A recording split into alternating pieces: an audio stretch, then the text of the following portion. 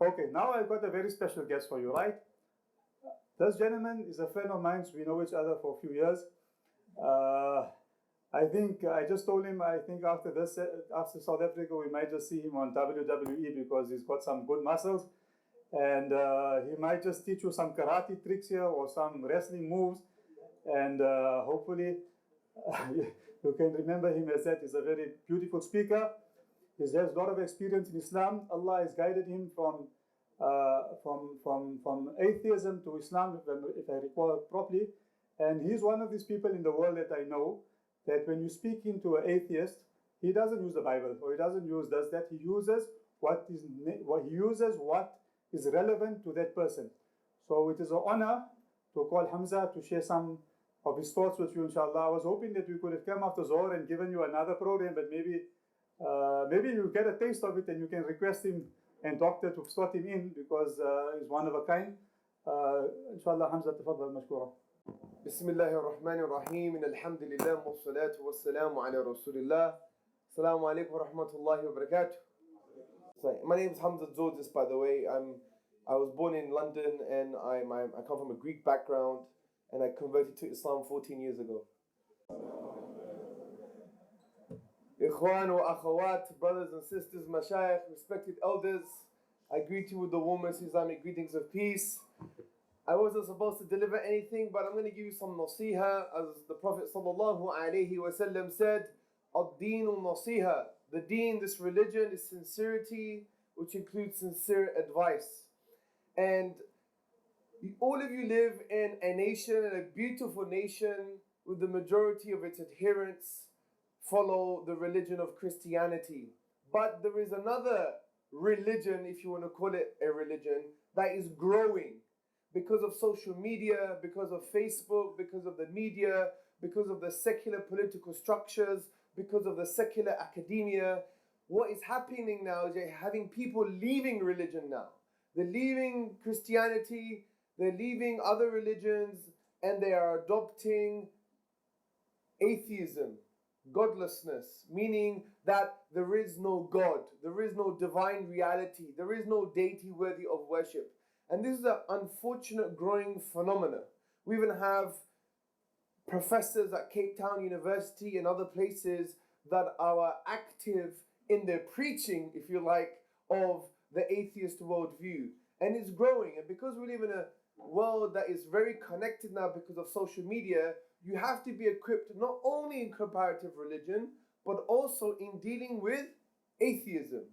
So what I want to speak about in the next 20 minutes is give you some ideas, some thoughts, some reflections, some ponderings, some musings concerning how to deal with the atheist narrative.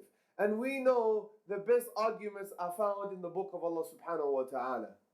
The best arguments are not from me, the best arguments are not from fulan or fulana, the best arguments are from Allah subhanahu wa ta'ala. And wallahi, every time I've used the Quranic argument for the existence of Allah subhanahu wa ta'ala, no professor, whether he has 5 PhDs, 20 PhDs or 100 degrees, has been able to address these particular issues. So let's go straight to the book of Allah subhanahu wa ta'ala. Allah subhanahu wa ta'ala in chapter 52, verse 35 to 36. I repeat, the Quran, Allah subhanahu wa ta'ala in chapter 52, verse 35 to 36, speaks about creation. And Allah subhanahu wa ta'ala starts by saying, Am khuliqu, meaning, and did they create themselves from nothing? Or did they create themselves? Or did they create the heavens and the earth? بَلْ لَا يُقِنُونَ. Indeed, they have no certainty. They are not certain. They have no conviction. And this is very important. So Allah subhanahu wa ta'ala is saying, did you come from nothing? Did you create yourself? Did you create the heavens and the earth? You have no certainty. Now, these ayat are specific to the human being. However, the ulama, the mufassirin, they say this can be applied to anything that is makhluk. What does makhluk mean? Something that is created it came into being. It is muhdath. It came into being because the word khuliqu means something that wasn't always there. It once it was in a state of non-being, now it's a state of being. Once it was in a state of non-existence, now it's in a state of existence. So these ayat give us 4 logical possibilities to explain something that came into existence. I repeat, these ayat give us 4 logical possibilities that explain something that came into existence. And what are these possibilities? And these are universal and they're from revelation. They're universal and they're from revelation. So the first possibility is something that came into existence can be explained maybe that it came from nothing, or it created itself, or it was created by something else created, or it was created by something uncreated. Let me give you the possibilities again so you understand them. If something came into existence, it can be explained by it coming from nothing, or it creating itself, or it being created by something created, or it being created by something uncreated. So we can apply these logical possibilities to the whole universe. We know the universe had a beginning. We don't live in the 19th century anymore where we believe the universe had no beginning. With the progresses of cosmology, you have the concept of the Big Bang, you have 17 different models that explain the Big Bang, but generally speaking, there is an idea that the universe began. Not only can you show this scientifically, but you can show this mathematically, you can show this philosophically, and you can show this intuitively. So the point here is this. I like to show that the universe began by not referring to science, because science can change. I like to use reason. أَفَلَا تَعْقِلُونَ? Do they not use the intellect? And I want to give you an example. If I picked up this phone and I said to you this phone is eternal, would you believe me? Why? Yeah, but you never saw it being made. This is a new phone. It's from Mars. Right? It's an alien phone. I'm saying this phone is eternal. What would you say? The reason inside our minds we believe it's not eternal because it has limited physical qualities. Limited physical qualities. For example, has a certain shape, color, texture. So the idea is, what gave rise to those limitations? What gave rise to those limitations? It didn't give itself those limitations. Something external to it gave rise to those limitations. There was an external set of factors that gave rise to the limitations. And the universe is no different. Universe has a certain size, a certain feel. It's made of stuff, right? Atoms, quarks. They're arranged in a particular way. They have certain limitations, whether in size, shape, mass, color, or volume. So what gave rise to those limitations? There must have been an external set of factors that gave rise to those limitations. If there are an external set of factors, therefore the universe is limited, therefore it had a beginning. That's a very, very easy argument to do with things when people claim that the universe is eternal. How can it be eternal when it has limited physical qualities? Imagine I went outside and I saw a hovering green ball. A hovering green ball. I'm not going to say, hey, that hovering green ball just necessarily exists and it's eternal. No, you're going to be questioned. How did it get there? What's going on here? Now, if I get the ball and I make it to the size of Jupiter, the same questions apply. If I make the ball to the size of the universe, the same questions apply. So the point is the universe had a beginning. So let's apply these 4 rational logical principles, logical explanations from the book of Allah onto the universe and explain its existence. Apologies.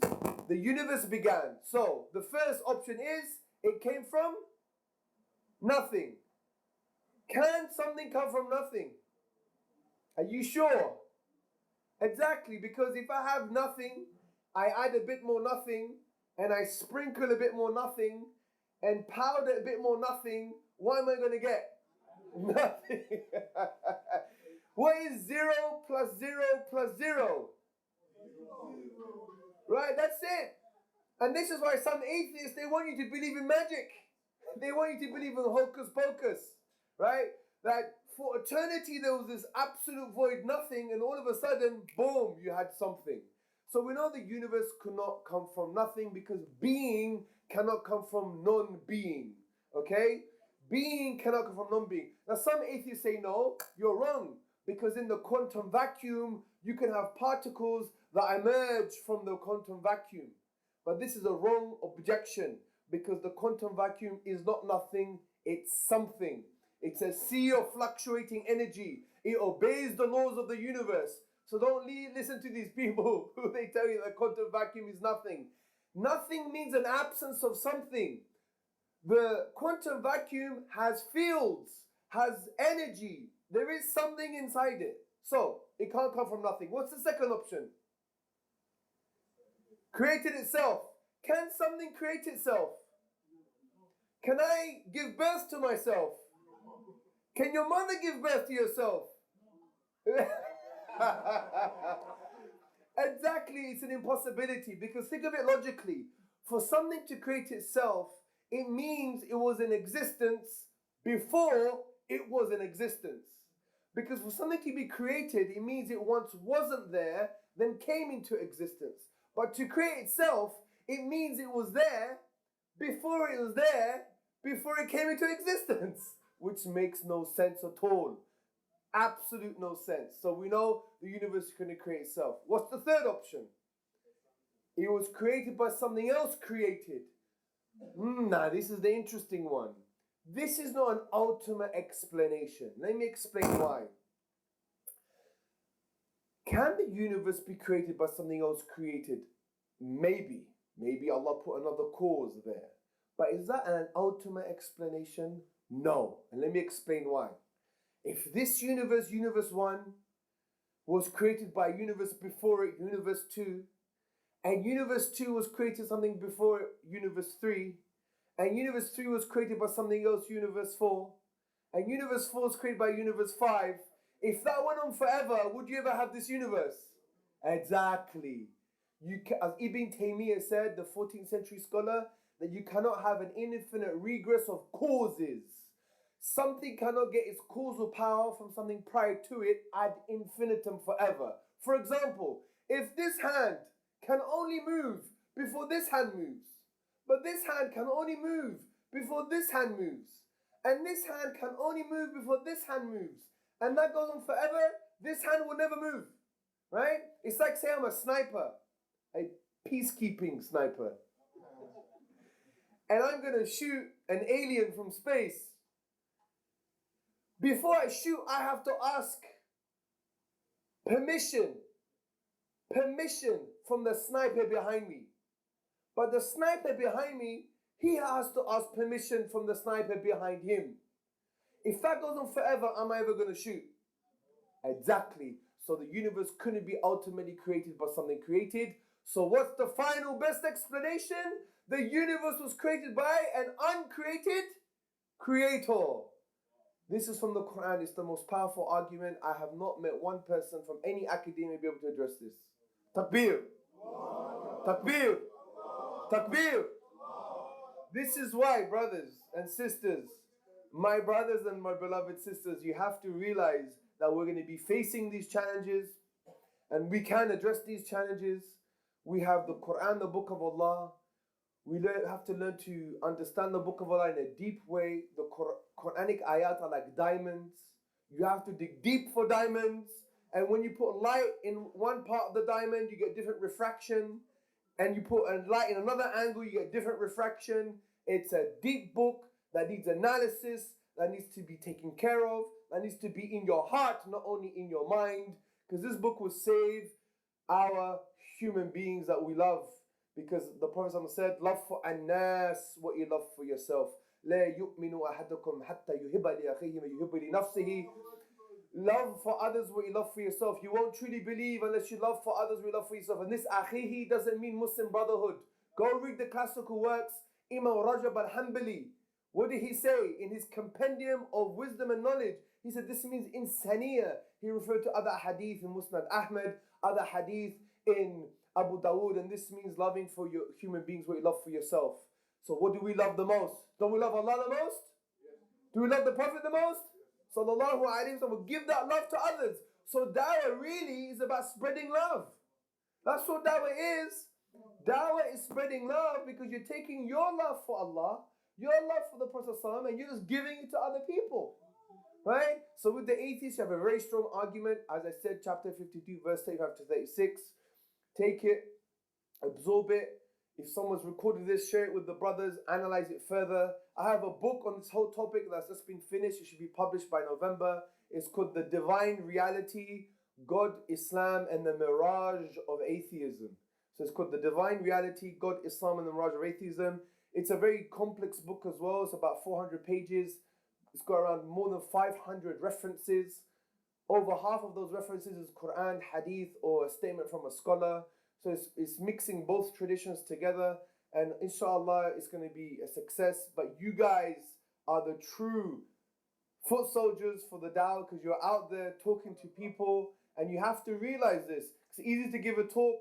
It's easy to sit here and sound all nice and rhetorical and eloquent. But the hard work is you and what you do, going back to the grassroots and making effective change and transformation. As Allah subhanahu wa ta'ala says, that indeed Allah will not change the situation of a people until the change fi anfusihim, what's within themselves. Assalamu alaikum wa rahmatullahi wa barakatuh. Quick question.